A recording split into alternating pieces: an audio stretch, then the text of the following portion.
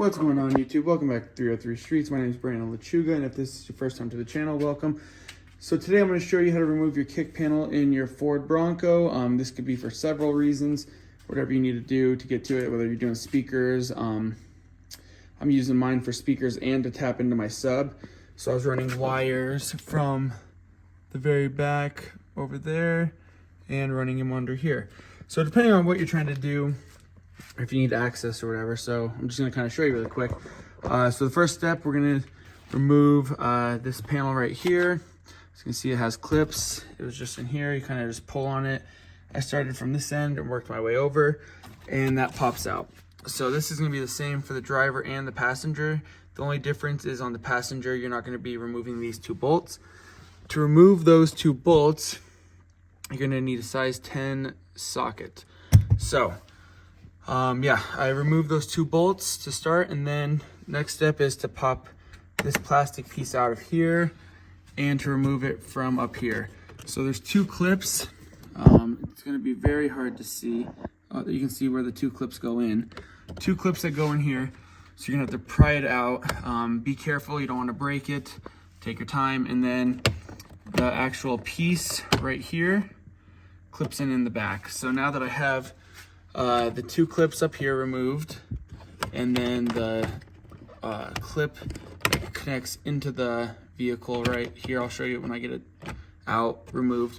You can kind of just pry and pull out the rest of the kick panel. So it's a weird angle. I try to angle it to the right a little bit to slide it out, and there it is. So there's where the bolts go, 1 and 2. And as I was saying, there's the clip that you're gonna pop out from the car. So again, be careful with it while you're removing it. You don't wanna break anything. Like I said, you can see it clips in right,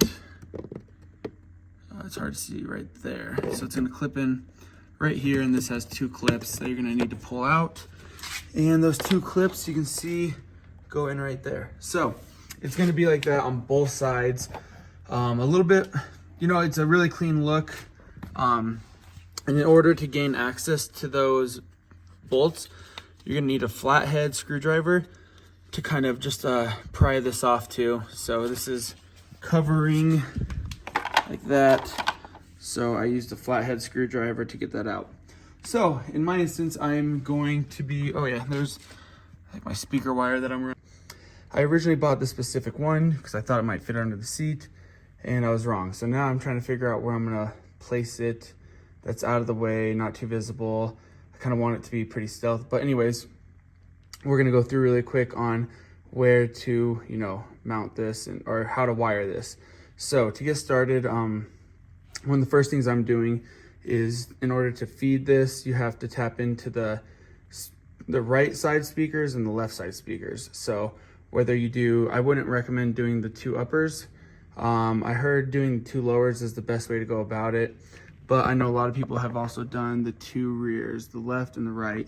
So if you're gonna do that, you can actually get to the wires for the left and the right here. They do change colors as they get to the speakers, so that's the little bit more difficult part about it. So for me personally, I just tapped into the front. So on the right side, your passenger side, your positive is gonna be the yellow and orange, and your negative is gonna be the green and brown. So it's gonna look like this over there. That's how I tapped into mine. On this side, it's gonna be different. You're gonna tap into the blue, as you can see. And then I'm not sure what I tapped into on the other side. It looks like the gray and brown. So that's what I'm gonna do on this side too. So that's how I tapped on that side. I use those little wire tap connects. So I already tapped in this feed wire that you can see right there that leads over there. I'm gonna do all my setup, I think, right here. So this is what I meant, like to go to the AV ports. I'm gonna use that. This kit was pretty nice. It was a nice little setup. You don't need to do that because it came with, so again, you don't have to use the low input.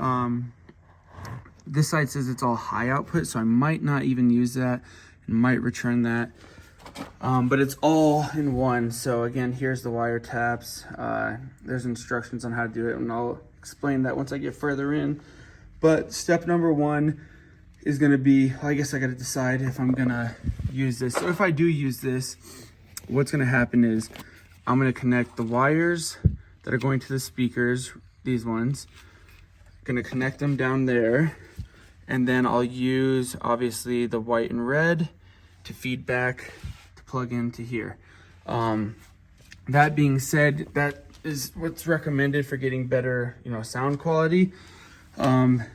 These will work too. These are the wires. So obviously, if I wasn't gonna go that route, I would just plug my wires in or splice them in the gray to either the left or the right, and then same thing, left or right, positive, negative, positive, negative. So let's say this is going to the left, there's gonna be a positive and negative. That's where I tap into the positive and negative on this end. And then these are going on my passenger side, the right, positive and negative to my negative and positive. So that's how you're gonna get the sound to the speaker. From there, I'm gonna come over here and I'm going to go through the firewall right there to connect to my battery for my, obviously again, my positive. And then my black, I was just gonna use some sort of metal underneath the seat to ground that down. And then from there, as you can see, this is the blue wire. That's gonna be your remote wire. The cool thing with this Bronco, if you're not gonna have a lot of different, aux switch, if you do have the aux switch thing, the pre-wired in aux switches, you can hook it to that, which I would recommend, because those go off no matter what. When the car's off, they don't work. Nothing will come on. So the good news about that is, there's that. Or you can hook your remote wire to some of the fuses under here that only activate or work or blah, blah, blah, only run when the car is on. So that being said, yeah, that's what I would recommend if you don't want to use any of your ports. This again has an interesting layout to where it says you can do, it's like a protect mode, auto power on and off. So you might not even need that remote wire. But again, anytime I've dealt with doing a subwoofer, I've always put a remote wire in and hooked it to a fuse to make sure that when the car is off, this will not be on and draining my battery, leaving me stranded. So I'm just gonna go that same route. So I'll attach that to a fuse. So I'm gonna start working on wiring this up. Again, in all honesty, I don't know where I'm gonna place this whatsoever, mainly because I was gonna go for under the seat, but thinking I'm gonna have to put it in the back, in the trunk, and then we'll see what we do. So I'm gonna start running this and then I'll show you what I've done from there. All right, so here we are. I'm gonna show you how I ran everything and how everything's wired up. So I ran it to my battery. That being said, I unplugged the battery when I was doing all this. So you're gonna need a 10mm socket right here to take the bolt off and put that on. Again, unhook your battery. So then I went through my firewall right there. Came through here to feed my positive through. And to get to that again, you have to pop out that little grommet right there. So I'm gonna cut a notch on mine so I can get my power cord through. Then I ran my remote wire to the second fuse just to test it out up here to make sure it was gonna work. So the red fuse, it's a 10. It worked, and this pops down. And how you get this down is you start from the center and it's just clips. You kind of just pull it. Don't pull too hard. Don't want to break it. And then I grounded, use this as my ground, that bolt. So again, this goes back up, and then the clips will push it. And then when you want to get it down, you kind of just, again, I started on the inside and pull. So that's how that goes. I tapped into all my wires that I needed down here. As you can see, positive to the positive, negative to the negative. Did the same thing on the other side. And those are back over here. Did the same thing though, have all the extra wires wrapped up. And I'm gonna wrap all the wires up and get them out of the way so they're not in any way in making anything, you know, a pain in the butt to where they're getting caught up in here or anything like that. And the car does work, the sub does work. I'd have to try to get everything cleaned up and put away so I can show you. But yeah, so that's all I did, you know. I hooked the left speakers to the left, the right to the right. In this instance, the left were the white wires and the gray are the right. So left is the driver's side, gray is the passenger side.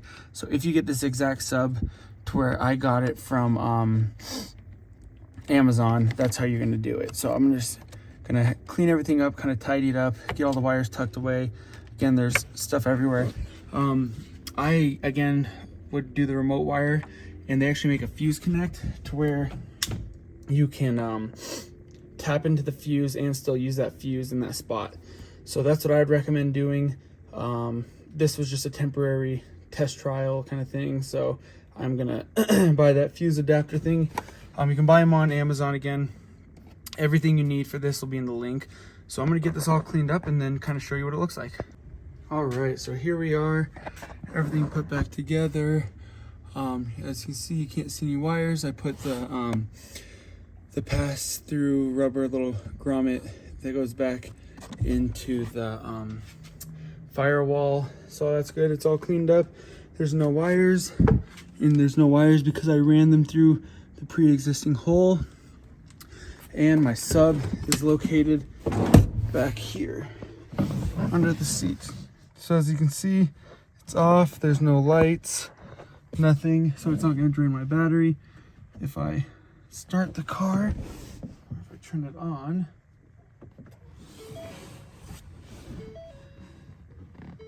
the subwoofer comes on. If I turn off the car, again, sorry, it's hard to reach everything, goes off. So that's how I ran everything. And sorry again, it's getting dark out, so it's a little bit difficult to see. But yeah, that's the whole setup. So again, tapped into the wires on the front speakers, came down through here, put my remote wire in the fuses, came down, came over, went under, through the carpet at the bottom that already had the pre-existing hole where you have other wires coming out already, and the sub is under the seat. So yeah, this is again, it's a pretty easy install.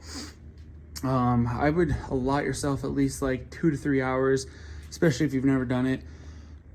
Trying to do it, making a video at the same time and doing all of it is a little bit difficult, but it takes a little bit longer when you're doing that. But if you're not and you're just, you know, installing it and then calling it good, you should be good to go in 2 to 3 hours, especially if it's your first time. Maybe give a little bit more time. Again, I was trying to figure out how I was going to run everything, and that's how I ran everything. So I'll let you hear how it sounds here in a second. All right, so everything's in.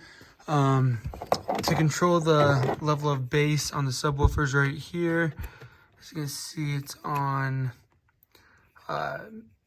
pretty low setting right now. There's the min, the max. I'm trying to figure out where I want to mount it. I would do right here, but when you're trying to pull this handle, I might be hitting it a lot. Another good spot I'm thinking might be down over in here a little bit. I'm sorry it's so dark, but yeah, I'll let you see what it sounds like really quick. And this is right. Here's usually where I try to keep the volume with the old speakers, and obviously you can tell it's really loud. So, here's the bass.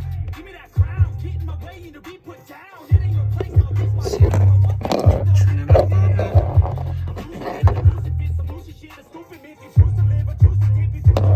So,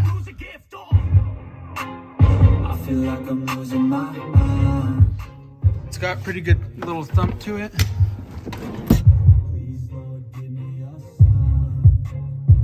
So it's got good bass, and again, I have to use YouTube's approved songs in order to monetize my videos. So that's one of the songs. But again, when you're using, or if you're listening to normal music and songs, like I said, the speaker upgrade, definitely worth it. Those are all JBL.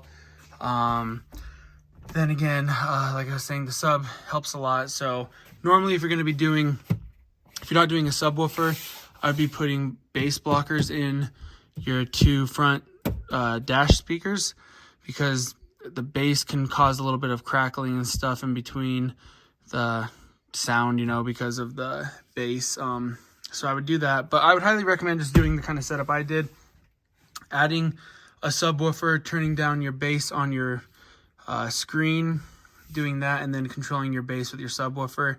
Again, on a two-door Bronco, it doesn't need to be anything crazy. You saw where my setting was before, and it wasn't super loud or anything. That being said, it puts out good bass. The subwoofer, I'm very happy with it, especially for the price. Excuse me.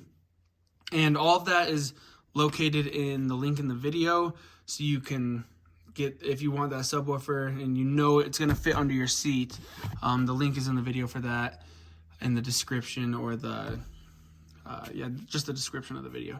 But yeah, the speakers turned out great, all JBL. The 4 inches up here, the 6.5 at the bottom, and then 4 inches in the back. And then this subwoofer, I think, is an 8-inch sub. Sub and amp in one, great combo, and it came with all the wiring and everything. So everything you need is in the link in the video. Yeah, and it sounds great. Like I said, I wish I could show you what it would sound like with normal music, but it won't allow me because of the monetization and everything. So yeah, if you found this video helpful, like, subscribe, and stay tuned for more videos to come. I personally would do this setup that I did. It's a lot cheaper. I think all in, I was at maybe $400, and I've heard the factory subwoofer that comes in this car with the upgraded audio and everything is still kind of trash, and people are upset that they paid all that money for it. So honestly, I would do it yourself. Save yourself money. You're gonna have to put in a little bit of time, a little bit of effort. Speakers are really quick and easy to do though, and that goes for all of them. The lower ones take a little bit more time, but this the ones on the dash, super simple and quick. The ones in the rear, super simple and quick. And the subwoofer is not too bad. Do the subwoofer while you have the bottom kick panel is removed to replace your speakers, and it shouldn't take too much time at all. So yeah, that's where the Bronco is currently, and yeah, hopefully you found this video helpful. If so, please like and subscribe, and stay tuned for a lot more videos to come. The Bronco's always getting stuff done to it, and so are all the other vehicles that we have. So if you're interested in any of that, check out the channel and stay tuned. Thank you for watching 303 Streets. Like, subscribe, and have a good day.